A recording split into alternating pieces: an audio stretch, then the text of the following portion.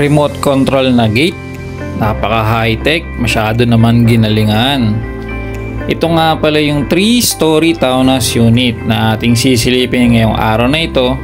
At nandito nga pala tayo sa may Santol, Santa Mesa na boundary lang halos ng Quezon City at ng Maynila. Pagpasok natin, ito nga pala yung 2-car garage na kasya naman ang dalawang SUV.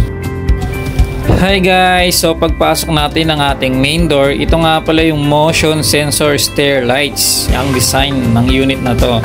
Sabi, napaka-astig. At yung ating ceiling naman ay made of PVC panel with cove lights na rin. Dito sa baba ay merong maid's room at service area. Tara, akit naman tayo sa may second floor. So pag-akit natin ng second floor, dito sa may left side natin ang ating kitchen. Meron na siyang sink, cabinets, range hood. Pag-akit nyo ng second floor, sa kanan meron isang kwarto. Pero bago yan, dito muna tayo. Tara!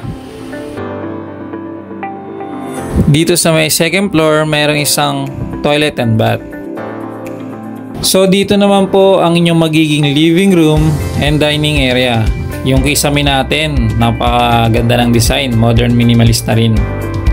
At syempre merong balcony dito sa may second floor. So yung hangin, fresh air, airwell ventilation ay maayos dito sa bahay na to. Ang lot area ng unit na to ay 50 square meters at ang floor area naman ay 150 square meters. Tara, punta naman tayo dito sa may isang kwarto. Ang location nga pala nito ay malapit lang sa Araneta Avenue, SM Santa Mesa, Ramon Magsaysay Avenue. Ito nga pala yung isang bedroom dito sa may second floor. Sliding door, meron ding window, built-in cabinets. Pwede na dito yung kids room.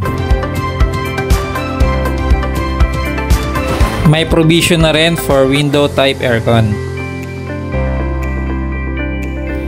Tara, punta naman tayo ngayon sa may third floor. Malapit nga lang din pala itong unit na to sa may UERM Memorial Medical Center. So pag-akyat natin dito sa may third floor, tignan nyo naman yung kisame natin. High ceiling na siya at yung attic, loft type, at yung mga window. Grabe yung design nito. Ayun o, yung attic. So dito, mayroong isang toilet and bath sa may third floor.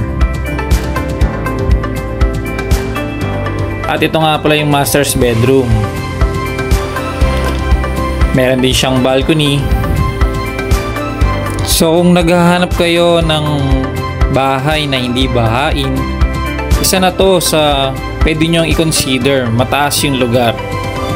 Payapa, tahimik na mga kapitbahay, hindi magulo yung area, yung location maganda.